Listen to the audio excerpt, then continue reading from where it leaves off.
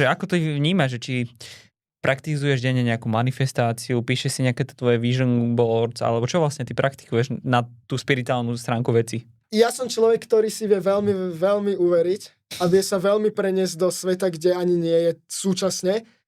Napríklad po ceste sem na tento podcast som išiel vo svojej M3 a predstavoval som si, že som v Bugatti, mám cigaru v ústach a že som úplný bowler.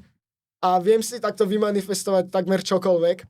Manifestoval som si takisto tieto hodinky, manifestoval som si takto isto moju M3, manifestoval som si všetko v živote a všetko v živote som zatiaľ dosiahol pomalými krokmi, takže myslím si, že takto sa dostanem aj k tomu Bugatti. Je to veľmi dôležité si manifestovať tieto veci, ale zároveň dať tú veškerú energiu a tú drinu do tej danej veci, aby ste ju dosiahli, pretože potom vás planéta Zem obdarí ako človeka. Jednoducho tá energia toho, že stále si niečo manifestujete, že ste dobrý človek, robíte tie dobré veci, tak jednoducho jedného dňa budete mať šťastie a budete obdarení. Vlastne aký je teraz tvoj vzťah k peniazom?